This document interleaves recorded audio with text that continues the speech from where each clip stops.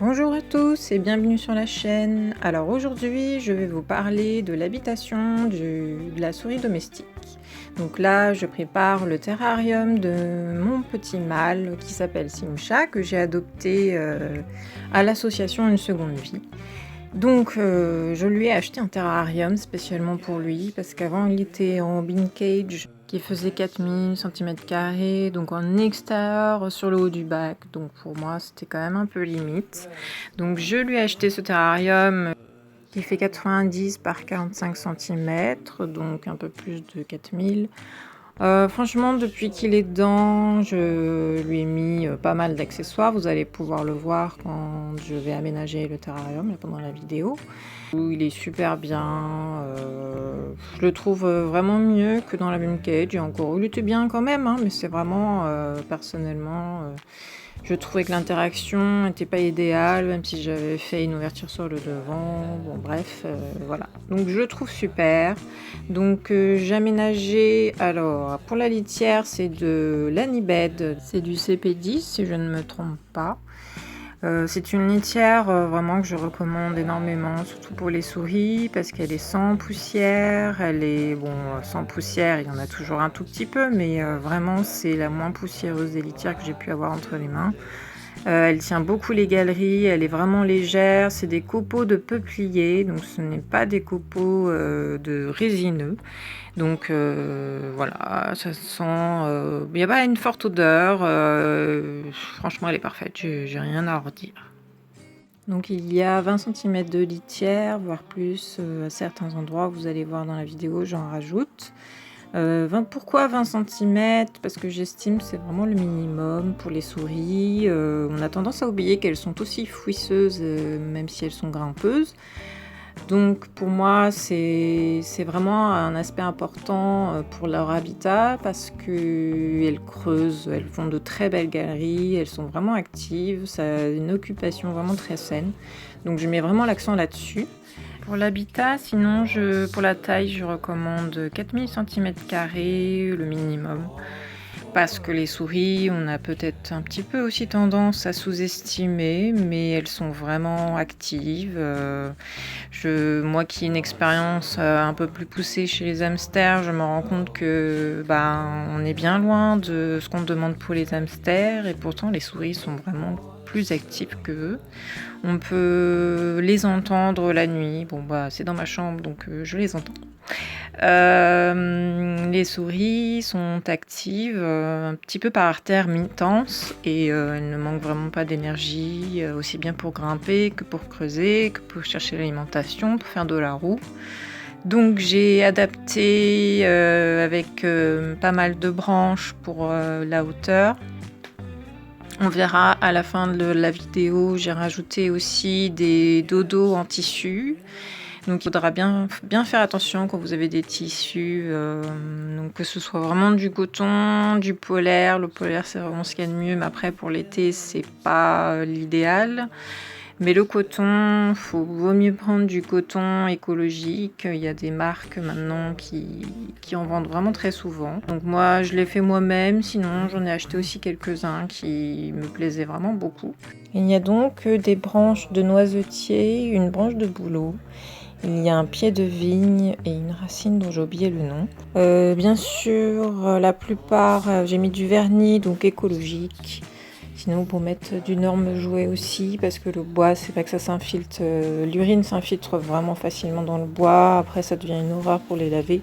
Donc, je vous conseille vraiment tout ce qui est en bois, de le vernir, de bien s'assurer que votre souris ne le ronge pas. Alors moi, de ma petite expérience, tout ce que je vernissais ne le rongeait pas, et ce que je ne vernissais pas, elle le rongeait. Donc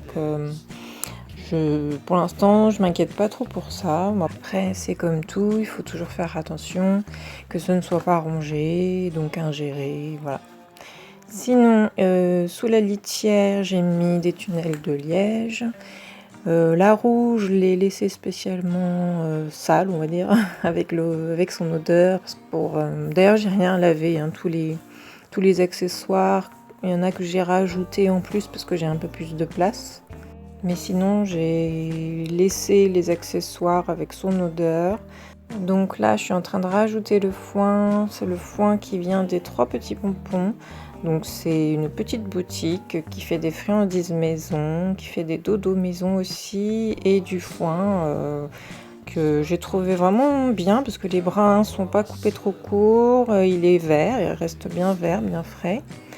Voilà, donc je le conseille. En plus du foin, je rajoute donc de la surlitière. C'est un mélange de feuilles, de fleurs, d'herbes en tout genre, donc ça fait une bonne texture. C'est vraiment un bon enrichissement avec de nouvelles odeurs, de nouvelles textures.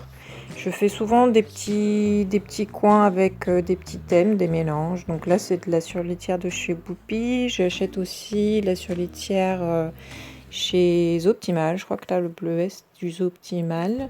Donc pour le nid, je rajoute des lamelles de papier de toilette. Donc c'est du papier de toilette blanc sans parfum, faire attention.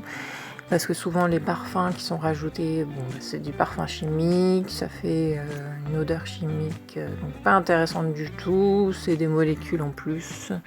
Donc nous, ça nous intéresse pas, ça n'intéresse pas la souris.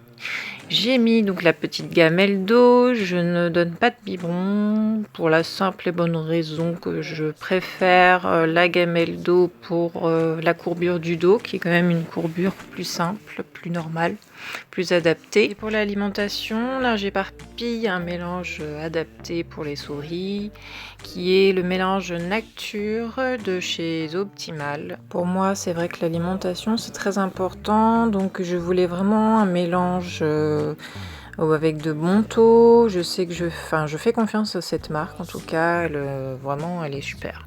Avec une petite coupure, voilà, donc petit problème technique, donc je fais mes belles lamelles de mouchoir comme vous pouvez le voir si efficacement.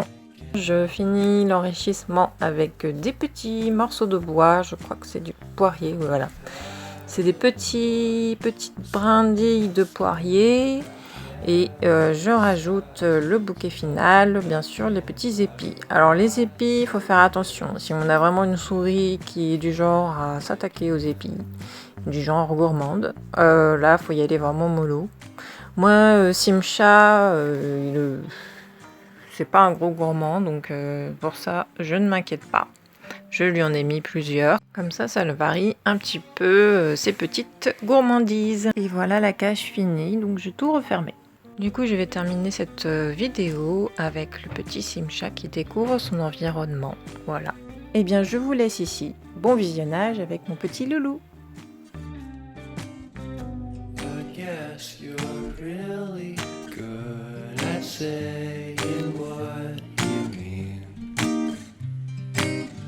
Suppress my feelings 'cause I know what's best for me. Feel short of confidence, my hands begin to shake.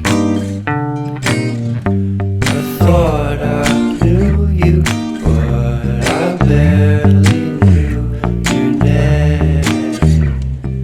Porcelain stuck to your teeth, you got everything, and I can't believe how I've been let down again and again and again. And I'm paranoid, it's under my skin, I got careless eyes to let you back in. Why do I do this again and again and again?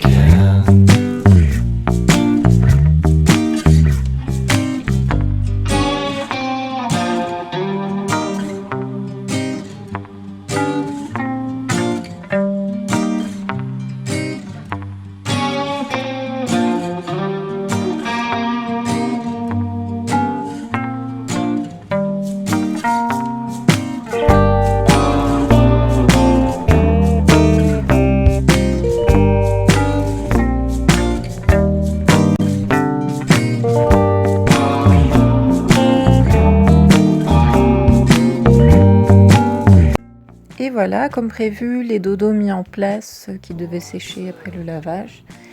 que Simcha apprécie particulièrement. D'ailleurs, là où j'enregistre, il a mis tous les mouchoirs dans ses petits dodos. À bientôt tout le monde!